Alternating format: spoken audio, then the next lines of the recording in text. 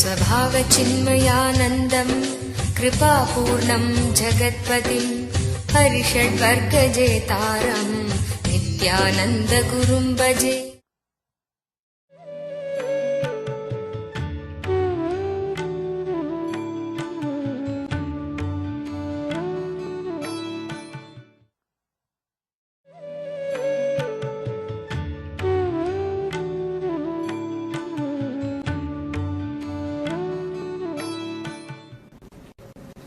The spiritual navigator, Patanjali, is founded. He gives eight steps to enlightenment. He is the father of yoga. He is the father of all the spiritual sciences. The book which he wrote is the unabridged dictionary of all world philosophies. He gives 8 steps to enlightenment. 8 steps towards meditation, towards spiritual experience. The first step, yama. Second step, niyama. Third step, asana. That is what we were seeing. We will understand a little more. You don't need to remember the Sanskrit words, but you understand the exact meaning, because in English there are so many concepts which has no equivalent word. As I was telling you, Satya don't have equivalent word. Satya does not mean truth. Truth is only speaking the facts verbally. Telling the truth. Truth means it's something related to the oral or mouth, only speech. But Satya does not end there. Satya does not mean it is only speaking truth. It is living truth and thinking truth. It's more.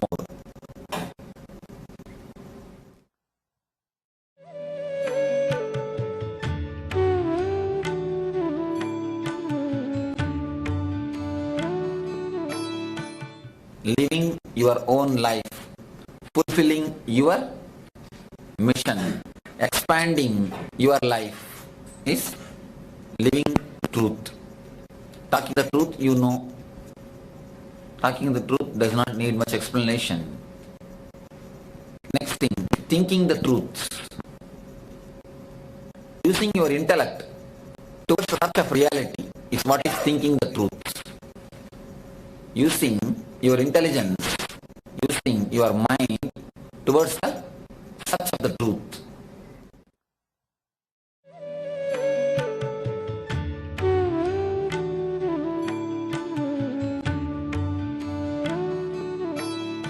Most of the time, we don't dig. You need to understand this one word, digging. Suddenly you see someone of your friend or relative is dead. You go there for 2-3 hours or for 1 or 2 days. You feel the sorrow, sadness. Sometimes you also get the feeling. Anyhow, after a few days I am also going to die like this. It's called Smashana Vairagya. At the time of going to the graveyard, at the time of your friend or a relative's demise, you get some deep realization, or you get some deep decisions to die. Anyhow, I am also going to die one day. Let me live truthfully. Let me live morally. Or you make many decisions. Many times you think, I should live like this, I should live like that. I have seen many people deciding, taking the decision, anyhow I am going to die one day, let me meditate now itself, let me do all the meditations now itself, let me live the spiritual life now itself. But the Vairagya or the will never stands. Once the 13th day the ceremony is over, everything is over. Once the 13 days is over, everything is over. You don't dig all your sorrow, all your mind, all your depression or any moods. You don't look deep into your moods. Any mood just comes in a vague way and disappears. You don't go deep into it. Many times, your mind, your spirit, your intelligence gets awakened by the atmosphere or the situations which you see in the society. A small story from Buddha's life. First time when Buddha went to see the city, Buddha's father never allowed the Buddha to go out of the palace because he was afraid that he will become a sannyasi. When Buddha took birth, the astrologers predicted either he will become a great enlightened master or he will become a great king. So anyhow, naturally his father wants him to be only a king, not to be a sannyasi. So somehow if the Buddha comes to know the illusory or the maya of the world, somehow if Buddha comes to know the suffering part of the world, he will become sannyasi. So Buddha's father does not want him to come to know the suffering part of the world. So he always kept him in a cheerful mood, in a lively mood inside the palace. First time, somehow Buddha wants to go around and see the city. When he went round, he first saw an old man. He asked the driver, the charioteer, what has happened to this man? The charioteer said, Master, or the king, O king, he has become old. Next thing, he saw a dead body being carried. What has happened to him? The charioteer said, he is dead. He is dead. Buddha asked, will I also die? Charioteer said, King, you should forgive me, you should excuse me, but according to the truth, as per the truth, you will also die. Immediately, something has happened to Buddha. He started thinking, he started digging deep the truth. His whole intellect, his whole mind has turned towards the search. His whole mind is so truthful, it started searching the truth or the reality of the death. We also see every day so many dead bodies. Our mind never digs deep the reality or the truth. Every child sees continuously. Continuously every child sees so many people dying. But not all of us think or not all of us bother. That is why he became Buddha. We still are Buddhas.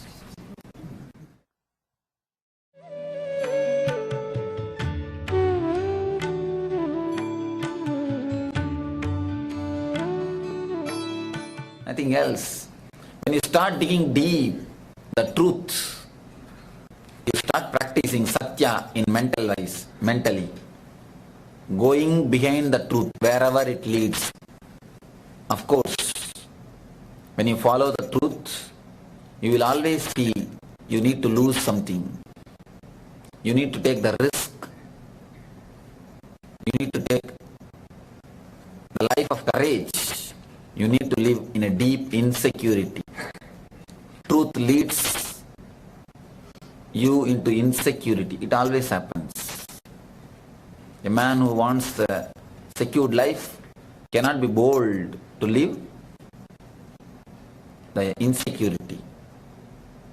Of course, unless you take the life of insecurity, you will not understand the joy. Because living in insecurity means living in curiosity, living in search, living in a deep search. What is this? What is that? You are just living like a child. Child has got tremendous curiosity. Child has got tremendous curiosity. Living in a deep curiosity is what I mean living in truth. Thinking the truth continuously. When I was a 10-year-old boy, I have been taken to a Swami, Annamalai Swamigal, an enlightened master. He was preaching, he was telling, we are beyond bodies, no pain, no suffering touches us. Pain never happens to us. We are Atman, we are soul. All these great teachings. Somehow I thought, I was excited when I heard no pain affects us. Because always we feel the pain. He says there is no pain for us. We are beyond pain and sufferings. We are beyond miseries and sorrows. As soon as I went back to the house, I took a knife and cut my thigh to see whether there is pain or not. Whether really pain comes or not. Still now the mark is there. Of course, there was pain, and not only the pain, blood started pouring out. They took me to the doctor. After the first aid, they put all the stitches. It took some few days to get healed. After the healing, I went back to that Swami and asked him, what is this? You taught something? I went and tested it on myself. Then he said, he gave me a small meditation technique to understand what he said. He says, what I said is right, but you understood in the other way. You do this one meditation technique, then the real understanding will happen to you, will come to you. I tried with that meditation technique. When I was 12, I had my first spiritual experience just because of that technique. He says, you cut yourself, your thigh. Of course, it has given you the pain, but it is nothing wrong. It's nothing much bad. Because this curiosity, this sense of searching for the truth, the mind which is continuously searching for the truth, because of this mind, you may have one cut, but you will understand this will lead you to the greatest possible flowering or enlightenment. It is exactly the truth. Of course, I had one small cut. It's not a big thing. When I started searching, I actually risked. I took a risk of testing it. Even though I had some pain, some problem, it is not a big thing compared to the result, compared to the things which I achieved. Compared to the things which is being achieved by that mind, by that courage. Of course, most of you have never had any cut. At least in search of truth. You had cut in many ways. Cutting the vegetable, or in the fight, or in other ways. At least in search of truth, you never had any cut. But I don't think life is worth living without the search of truth. Life is not worth living without the search of truth. If you don't have a cut, that's what they say beautifully. Even if you fall few times, nothing wrong, but never try, never stop trying to walk. Never stop that habit of trying to walk. Never stop walking. Of course, first few times you will fall. Is there anybody who has started walking without falling? No. But just because you will fall, if you stop walking, is it going to help anyway? No.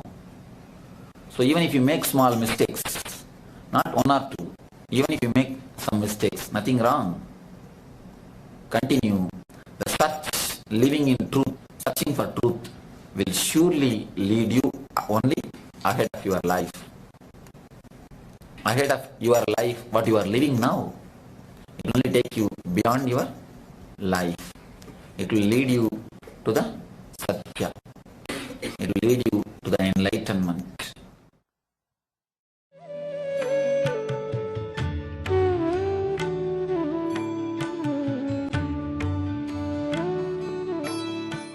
So the first rule, the first thing which you need to understand is Satya. Next, Ahimsa, non-violence.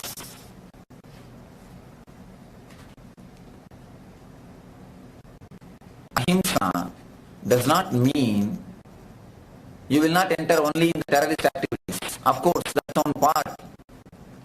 Ahimsa means you will not torture the people who are around you. Many people come and tell me, Swamiji, I am a great ahimsite. I am a great man of non-violence. I love the whole world. It is very easy to love the whole world. Only difficult to love the neighbor. To love the whole world, it is very easy. But to love the neighbor is the greatest difficulty. Because when you say, I love the whole world, you don't need to do anything. You can continuously say the same thing. I love the whole world, I love the whole world, I love the whole world. You don't need to do anything. But when you say, I love the neighbor, you need to change your life. Most of the time, just look your own being. If your boss, if you deal with your boss, even if he gives you trouble, even if he disturbs you, you show a big smiling face. If it is your subordinate, even if he is alright, you just justify what you do. You jump on him. You have one rule for you, one rule for the others. Dropping that idea of having one rule for you, one rule for the others is what is non-violence. When you do it, it's love. When somebody else does it, it's a lust.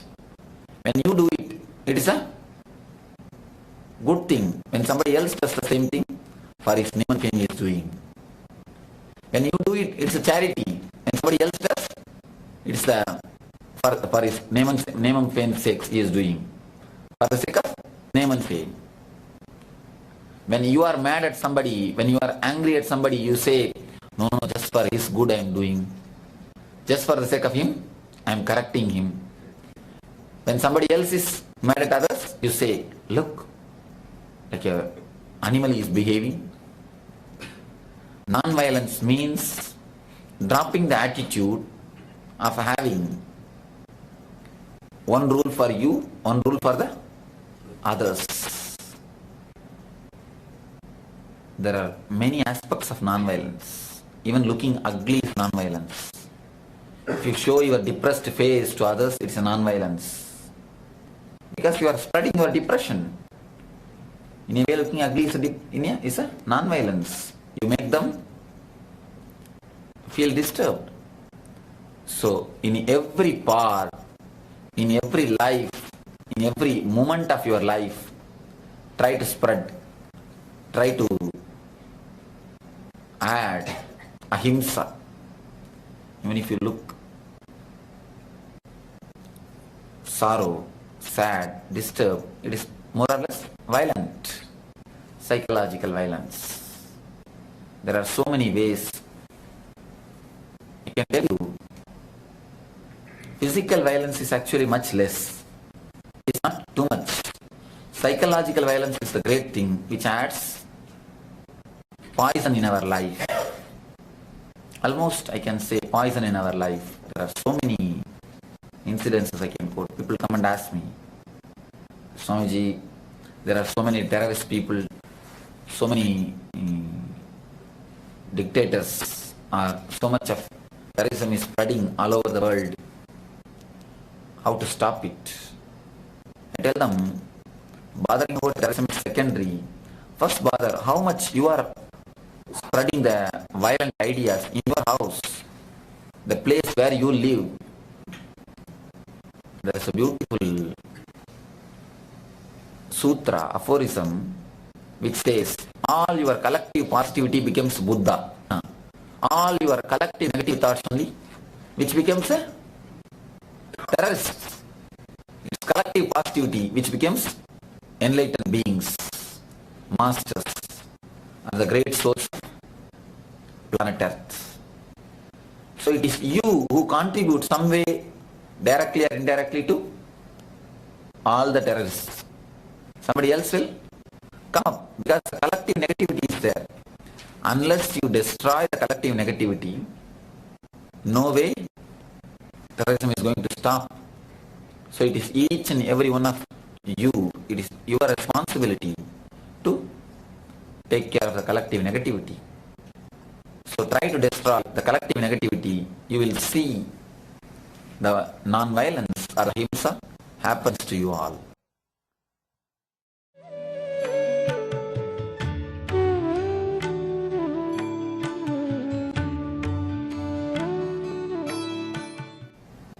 pranayama. Prana means life energy. Don't think it's breath. Again, the word prana does not mean breath. Yama means handling it properly or using it ultimately. Pranayamam. You need to understand this word totally. Using the life energy. Pranayama means using life energy. Using the life energy. Breath means something like a air which is going inside your system, coming out of your system. But breath is not prana. Understand? Breath is like a lorry. Prana is like a stuff which goes inside the lorry. Understand one example. Inside your company, a lorry comes with a lot of luggage. The luggage is delivered and lorry goes back. Lorry is breathe. Lorry is breath. And the stuff which comes inside is what is prana. Prana is a subtle portion, a subtle energy which is being carried, which is inside the breath. Pranayama means using the life energy.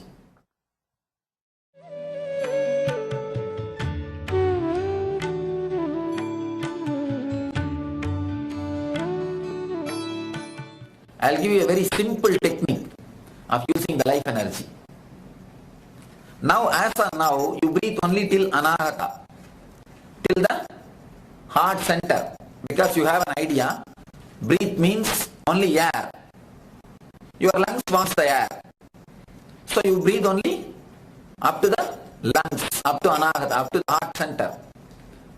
If you see the Buddha statues in Japan, you will see with a big belly. In Zen, there is a beautiful word. You should breathe till the Muladhara chakra, till the belly, till the lower abdomen. That is why they mention, they show the Buddha with a big belly. Because when they breathe, you will see the Zen people, when they breathe from the belly, from the lower abdomen. They don't breathe from the chest. If you breathe only till the level of chest, you will see, you will have a perfect lungs, you will have a good breath, nothing wrong. But you will not have the prana. If you breathe as deeply as possible, only the prana happens to you.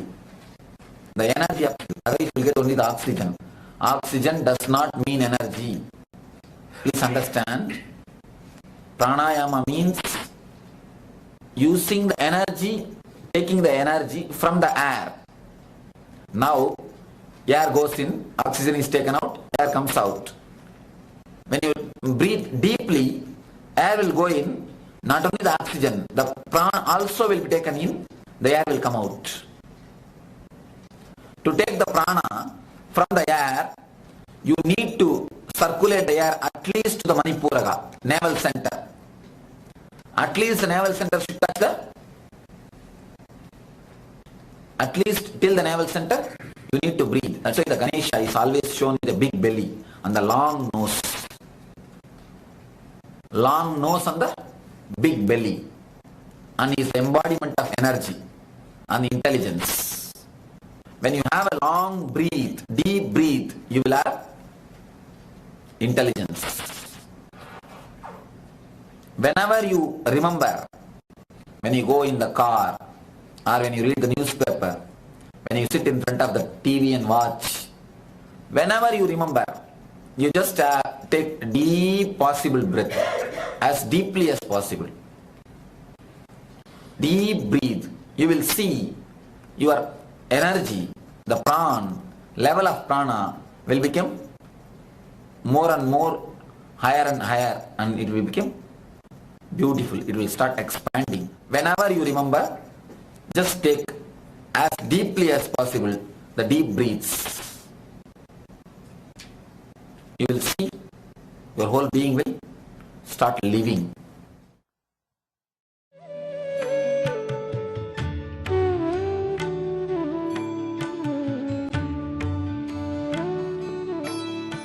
Now, as on now, you supply only oxygen to the body, never the breath. Because oxygen separation happens in the lungs, but energy separation happens only in the navel center. Only in the navel center, the energy separation happens. Energy can be separated from the air only in the navel center. Only oxygen can be separated in this region. So all of you be aware, only when you take deep breaths, the energy can be separated from the prana. That is why they call pranayama is the basic need for all the spiritual aspirants. You need to have more sharpness, more intelligence, more awareness. There are thousands of pranayama techniques which is not necessary for all of you. This is a very simple pranayama technique and very helpful. Whenever you remember, immediately start breathing as lengthily as possible. Continuously have the long breath. After some time it will become habit. After some time it will become habit. Now you have very shallow breath. Very shallow, just like your mind. Very shallow. Any moment it can change. This moment you say somebody is friend, next moment you say he is your enemy. Because of him only I have been treated.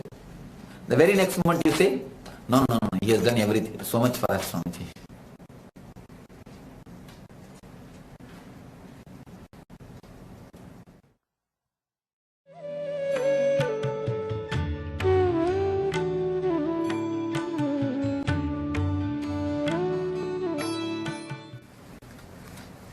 Pranayama, Pratyahara and Dharana. These three are more mental.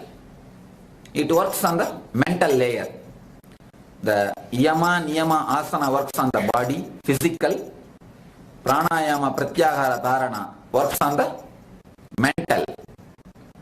Dhyan and Samadhi works on the spiritual.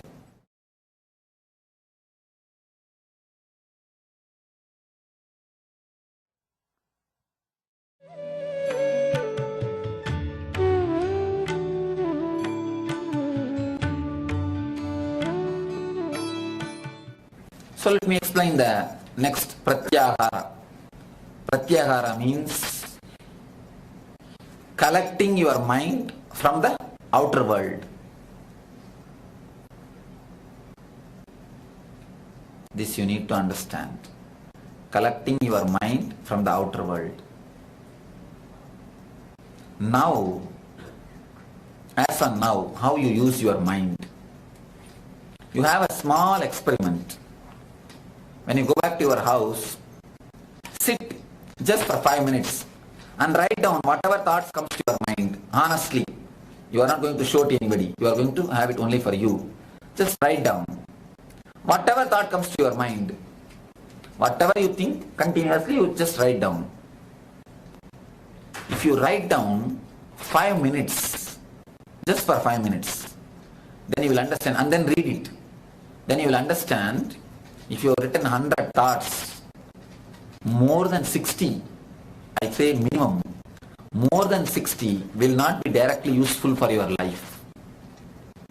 Either for your wealth, or for your health, or for your, even for your money making. Leave about spirituality. It will not be useful even for your money making. Most of the thoughts will be just vague thoughts. Your mind is almost like a chaos. Anything is happening in any place. Anything can happen in any place. Anybody can tell anything. It is more like a lunatic asylum. If you write down, only then you will be able to understand. Here something is happening, there something is happening, that side suddenly something else is happening. Suddenly you are remembering about India. And the next moment, you are here. The third moment, you think, let me go and watch TV. It is just like a lunatic asylum. What is happening? You do not know at all. Once in a lunatic asylum, there was a man who thought himself as a Jawaharlal Nehru. He always used to think he is a Nehru. And he used to say he is a Nehru, and he used to dress just like him and have a rose flower and move about just like a Nehru. and always claim, I am the Prime Minister. I am the Prime Minister of India. Somehow he was brought to the asylum. 6 months he was there. He almost became all right. He is going to be released. Just exactly few days before his release, by coincidence, Jawaharlal Nehru came to visit that asylum.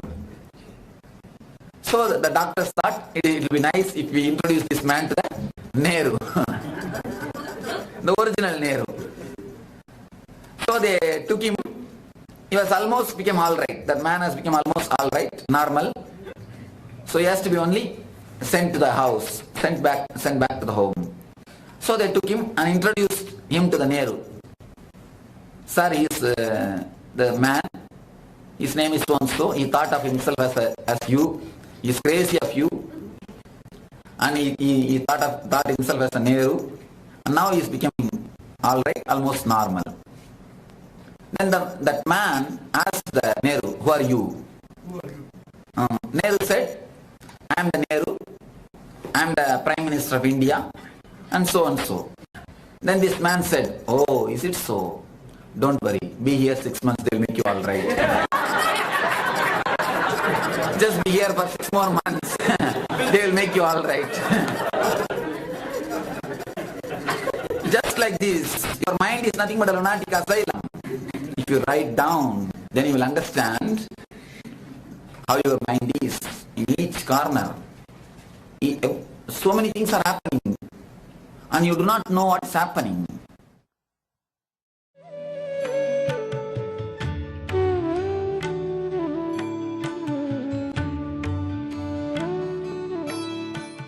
There is a beautiful saying in Kathopanishad.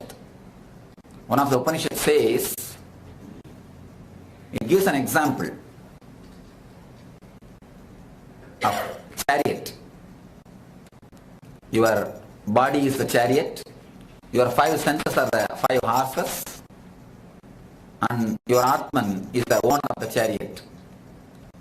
All the 5 horses, if they are controlled by your mind and properly handled, then you will reach where you want to reach. If the horses are not controlled, if every horse goes in their own way, in their own direction, where you will reach? Where horses want to reach, only you will reach there. You will reach nowhere. Pratyahara means controlling or collecting, not even controlling. The word controlling has got some bad connotation. Immediately we feel frightened. I don't say control. I say there are so much of mental energy, mental thoughts getting wasted. Collect all those energy and try to put it in a proper use. Try to use it. Most of the time, when you do some physical work, especially when you do some physical work, if you are a person with a mental work, you don't need waste much of your mental energy. But if you are a person who is working physically, even if you work physically, your mind will be doing its work. Your mind becomes master of continuously doing its work without even your awareness, without even your participation. You will be doing something and the mind will be doing something. Mind becomes master of the art. Then you will see much of your mental energy will be getting wasted. So whenever you work, whenever you do your things, put your whole mind at present. Try to live inside your body. Then you will see pratyahara will automatically happen. But what we do? We never try to live inside our body. Understand this one thing. You always live outside your body. If you are in the house, you think of office. When you go to the office, you think of the weekend. When you are in the weekend, you again start thinking about the office. When you are in the office, again you think, when I will go to the house. When you are in the house, when I will go to the theater. When I will go to here. When I will go there. If you are in the house, you can be sure your mind is not in the house. If you are in the house, your mind will be in the office. If you are in the office, your mind will be in the house. You live where you are not. That becomes continuous habit. You start living exactly in your boundary. Inside your body, the pratyahara will automatically happen. Unnecessarily, you will not waste mental energy. Unnecessary wasting of mental energy only leads you to the depression. Unnecessarily wasting mental energy only leads you to depression.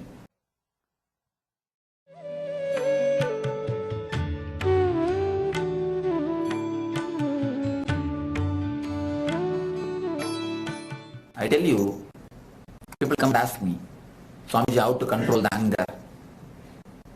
Anger is a very big problem. Anger is a part-time madness. Madness is a full-time anger. That's all. You see, when you are angry, or when you are mad, both the time you do not know what you are doing. Both the time you do not know what you are doing. When you are in an angry mood, when you are in the mood of anger, you do not know what you are doing. Same thing, when you are mad, you do not know what you are doing. So anger is nothing but a part-time madness. If you take up the full-time job, you are mad. If you play the part-time role, you are angry. You are a man with anger. That's all, nothing much. People come and ask me how to control anger. I tell them a very strange solution, but real solution. I tell them, take the photograph when you are angry and have it in your drawing room. If possible, worship it. Looks very strange, but you try, then you will understand. Your whole anger will disappear. First thing, you will understand how ugly you look when you are angry. You will be reminded continuously how ugly you look when you are angry. The next thing,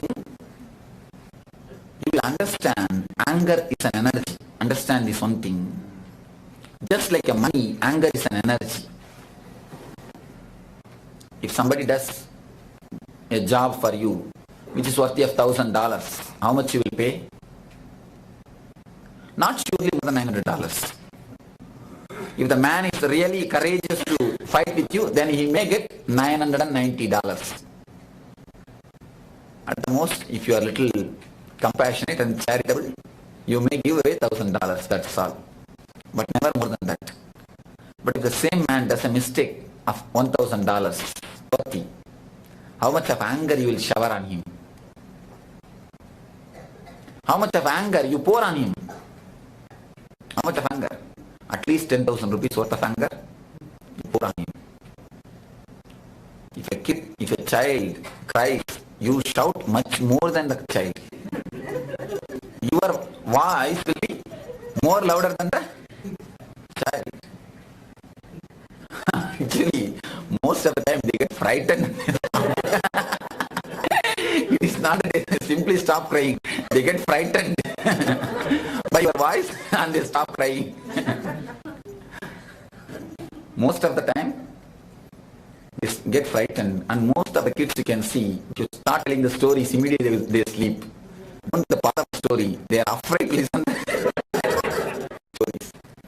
Anyhow, when you respect anger as an energy, you don't waste it. But most of the time, you don't have respect for your anger.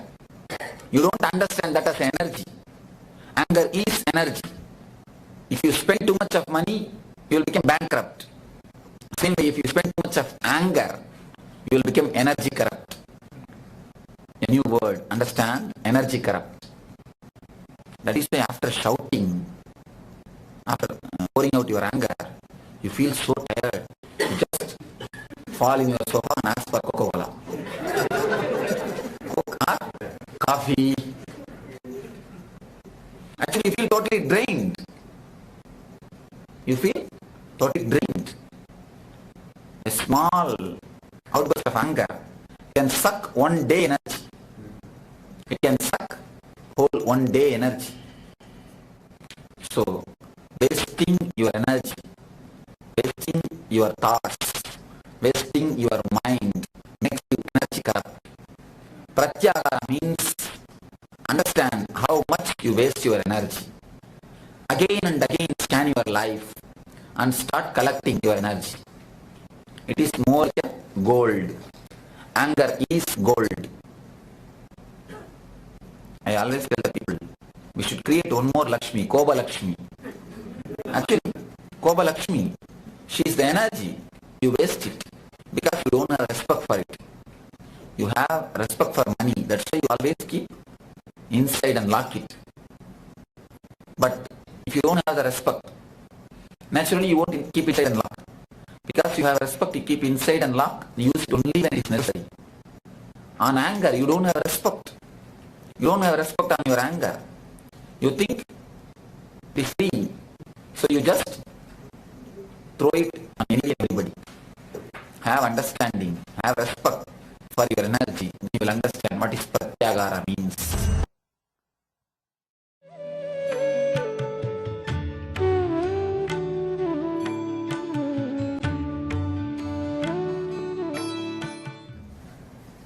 Next, Asteya, non-stealing. Asteya means non-stealing. You may ask, then are we all stealing? Are we stealing? You need to understand one thing. Mahavir says beautifully in the Jīn Sutras, when a man takes birth on this planet Earth, the amount of food which he will eat throughout his life is already sent to the earth. Will be immediately sent to the earth by God, by the divine, by the existence. It's a very beautiful sutra. It's in Pali. As soon as you land on this planet Earth, the amount of food which you will have will be sent to the planet Earth, will be sent to the existence. For example, 500 people are in the Earth now. The food for the 500 people will be sent to the Earth. If 200 people overeat, what will happen to the other 200 people? If 200 people overeat, what will happen? One has to go without food. Obesity is stealing. Please understand, obesity is stealing. Eating more than what you want. Possessing more than what you want. Having more than what you want. Being greedy more than you want is what is stealing. Stealing does not mean only taking away without paying. That is kleptomania.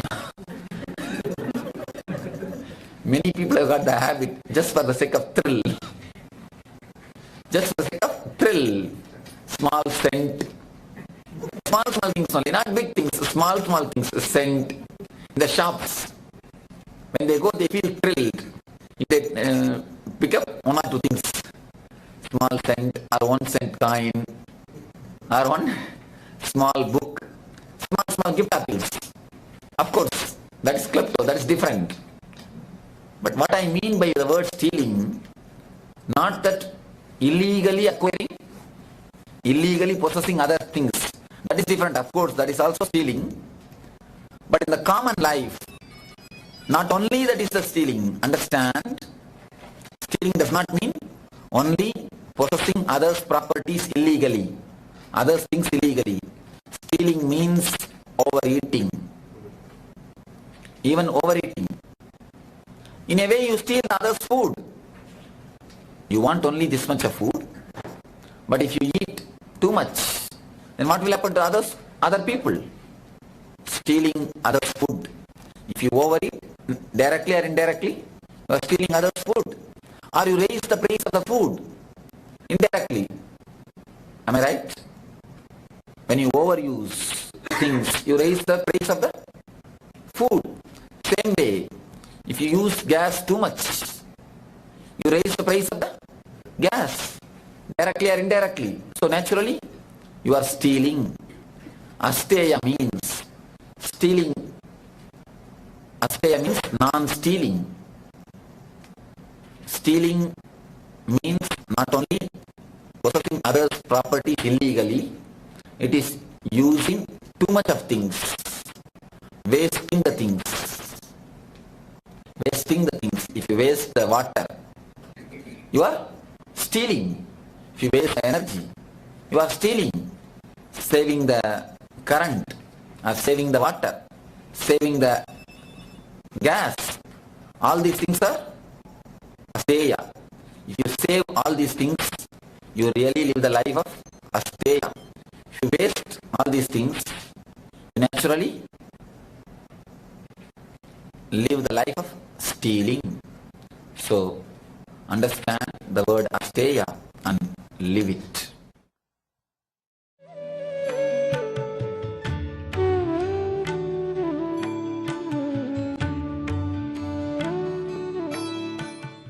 Try to minimize the waste. Try to reduce the wastage. And how much you waste, you do not know. Food, water, energy, how much? Just have a little bit of awareness. I always tell the people, wasting means unawareness. In Zen monasteries, they will peel the vegetables. The vegetables will be peeled. The way in which he peels the vegetable, from that he will be decided whether he should be given sannyas or not. From that he will be decided whether he should be initiated or not. What it means? When a man peels the vegetable with awareness, he will peel exactly how much it is necessary. When you do it without awareness, naturally, along with the skin, you will be peeling the flesh portion also. You will be wasting it. It is not that vegetable will be wasted. It does not mean, it does not show about vegetable. It shows about you. It never shows about the vegetable. It shows about you. People come and always complain me about others. Whenever A comes and says about B, I never bother about B. I understand about A. Whenever A comes and complains to me about the B, I always understand how A is, not how B is. When you complain also, you waste your words. You waste so many things. You waste so much of energy, so much of things. Not only the current, even your own energy, you just waste. So, non-stealing means not wasting the things also, because it needs your awareness. I've seen many people brushing the teeth. They'll just open the tap, it will be going, and they'll be brushing, thinking all, the whole accounts, or what all the things they have to do. And sometimes they will stand and looking at the mirror, water will be going. All these things are, you see, it does not count if you waste, it is not that if you waste the water, you will not become enlightened. It may not count in a big way, but it counts, you are not living that moment. You are missing that moment. It shows your unawareness. It shows how much you are unaware.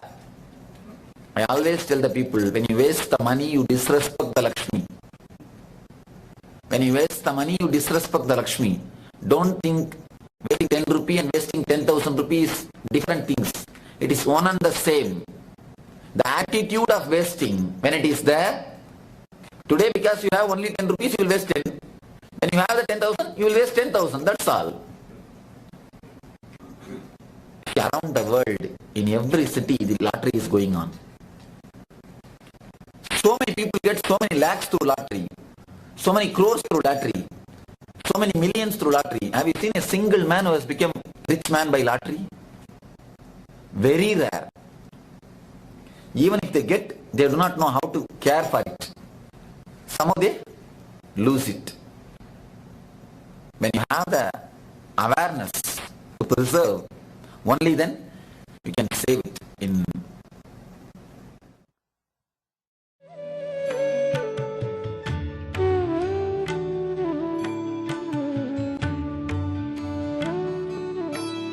Sanatana Dharma, there is a Trinity, Holy Trinity. Creator, preserver and destroyer. The preserver is called Vishnu. Vishnu means intelligence. Only with intelligence you can preserve it. Creator is Brahma, preserver is Vishnu, and destroyer is Shiva.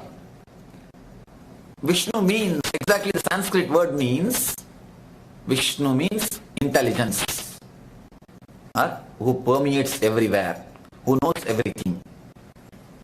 That is what is meant by the word Vishnu. If you have Vishnu, if you have intelligence, only then you can preserve it. Otherwise you can't. You can't preserve it. Having intelligence is what is called asteya, non-stealing.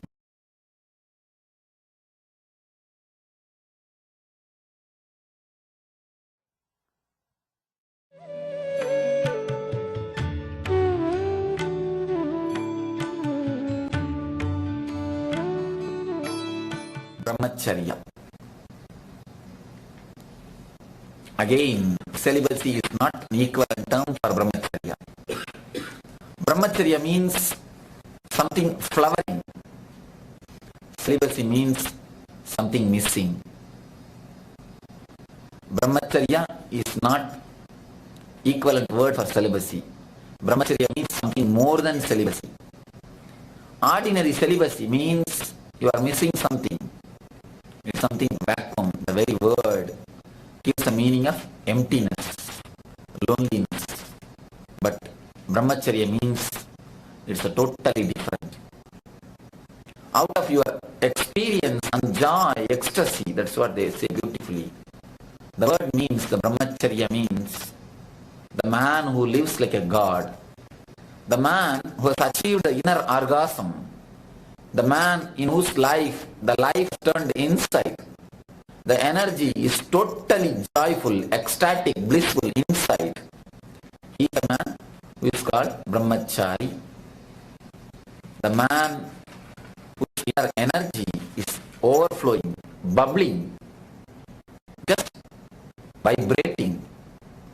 He is the one who is called brahmachari, or living like a god. So work towards it. You cannot make brahmacharya to happen to you. It can only happen. You cannot do anything to be a brahmachari. It can only happen. A small story.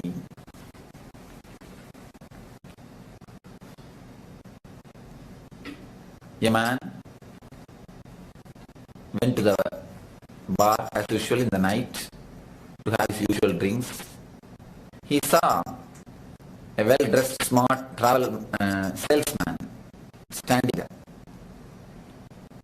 Went near the man, went near the salesman, and he's very much impressed by the dress and the way he was standing.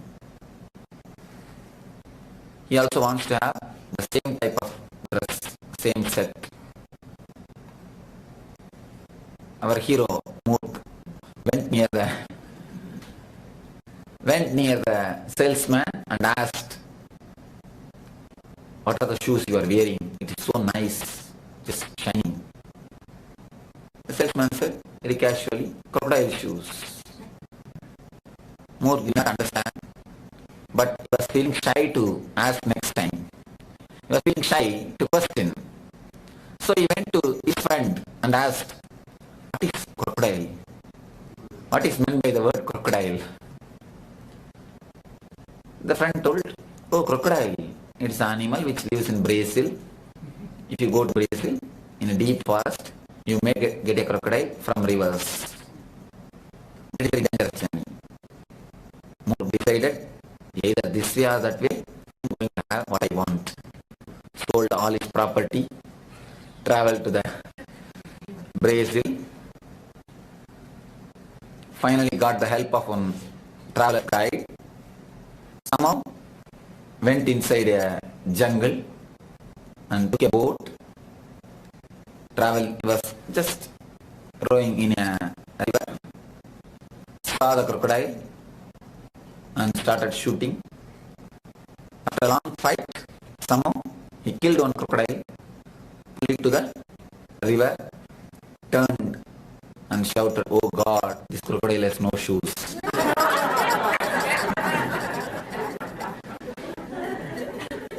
Just one word misunderstanding. If you would have asked, what is meant by crocodile, what is meant by the word crocodile shoes, you would have got a reply. And only one word, crocodile shoes. Understanding the word totally, he understood in his own way. Finally, he has to undergo such big torture. And even after undergoing, said, oh, it is not there. Same way, when you understand the word brahmacharya as a celibacy, you do the same mistake. Brahmacharya means something happens to you. You are so bubbling, vibrant, every cell, every pore of your body vibrates with energy. You are totally in that ecstasy, in that orgasmic mood continuously. They say, in Tantra, there's a beautiful saying, will be vibrating with the energy, will be just oozing out the bliss. A man whose energy is raised, the man who has become brahmachari, a man who has become enlightened, is each and every hair will vibrate with energy. Only he can be a brahmachari. He can be called as a brahmachari. When you don't understand the word brahmacharya, what you do? Just like a crocodile shoe, you ask, what is brahmacharya? Not to the master, to some of your own friends. If you ask master, what is crocodile shoe? You will get the direct reply. You see, just like when you get attracted to the salesman, the more got attracted to the salesman, he went and he saw how he is. Then he asked, what shoe you are wearing? The salesman told, crocodile shoes. If he has not understood, he would have asked one more word. Same way people get attracted to me, seeing my life and the joy and the ecstasy. They ask them. At least they don't ask me actually directly. They ask others, why is Swami so joyful? People tell he's a sannyasi. That's why he's joyful.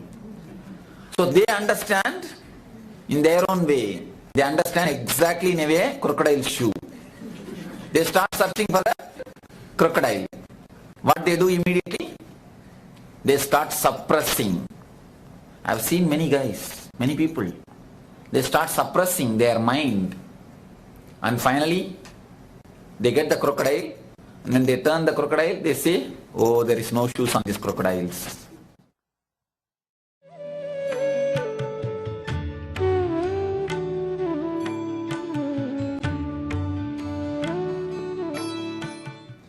The same way, when we suppress the desires, if we start repressing the desires, you will create only depression. Never brahmacharya. Brahmacharya means traveling towards the enlightenment. Brahmacharya means living like a god. If you start living like a god, whether you are married or unmarried, it does not matter. You will become brahmachari. You are brahmachari.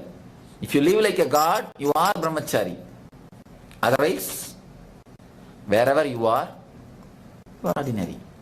It's more from your being. It's more from your personality. It's more your energy. So, brahmacharya means start living like a god. Start living with a joy. Start living with a bliss. Start entering into the place, entering into the space of meditation. That is the only way for brahmacharya. That's the right address where you will get the crocodile shoes. Meditation is the right address where you will get the crocodile shoes. Otherwise you will get only the crocodile, not the shoes. Never the shoes. If you go for searching the celibacy, you will get only the crocodile, not the shoes. If you go for searching the meditation, you will get the crocodile shoes.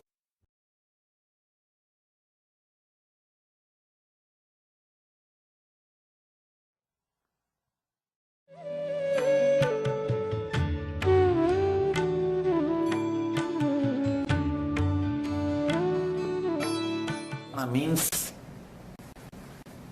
comfortable way of keeping your body. It does not mean only at the time of meditation you should be comfortable.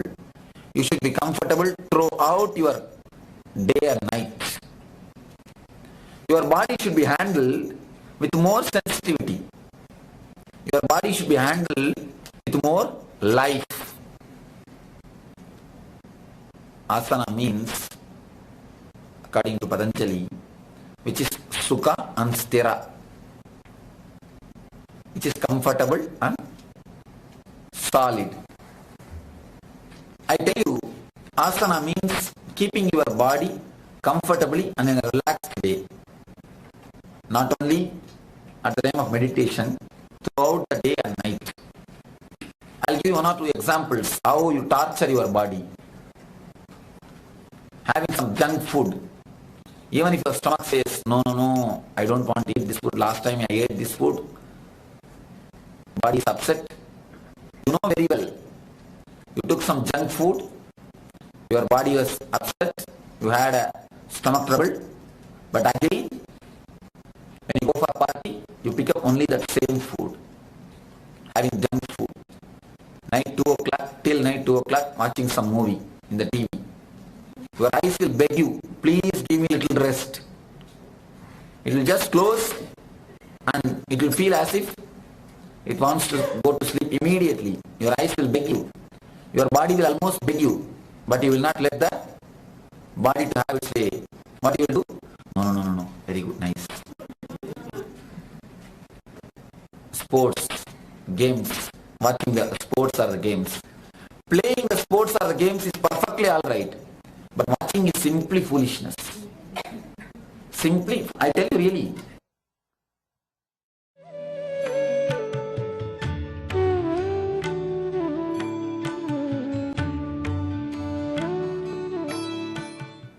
It's a cerebral layer, I call it. Satisfying yourself in a second-hand way. In all the way, second-hand, the cerebral layer is very dangerous. Second-hand smoking, just like a second-hand smoking only. Sitting and watching sports and the games is nothing but second-hand smoking. One thing. Same way, seeing the violence and satisfying yourself. Actually satisfying your violence. It is just which you can't do directly. By seeing it, you satisfy yourself. Cerebral layer. The same thing, sports and games. When you don't want to do, you just satisfy yourself by seeing it. I tell you, if you play, if you jump, if you run around, you will really you will be doing the asana. If you don't do it, if you just see the things and satisfy yourself, it is anti-asana. Asana means keeping yourself, keeping your body in a comfortable and a beautiful, relaxed way throughout your day and throughout your night. In many times, you torture your body for the sake of your joy and your comforts. Satisfying yourself too much by torturing the body. Same thing, just for the sake of your sensory pleasures, how much you torture your body. That sound, loud music. When you go back to your house, your eyes will be feeling as if it is vibrating. But again, when you go to the party, you use only the same types of music. For the sake of your sensory pleasures, you destroy the body. You kill your eyes, you kill your tongue, you kill your nose, you kill your ears, you kill your nose also by using the strong perfumes. Kill your nose. So many ways you kill your body for the sake of your sensory pleasures. So understand, keeping your body and using it as beautifully as possible, as sensitively as possible. Loving your body means asanam. Asana means loving your body. But most of the time, you don't love your body. You just exploit your body. That is what happens. You just exploit it, and then you blame your body. Because of my physical pleasures only, I lost all my life. You blame your body. Never blame your body. Your body has got its own intelligence. Blame your mind. That is what needs to be turned. That is what needs to be trained. Keeping your body as alive or as sensitive as possible is what I mean by the word asana.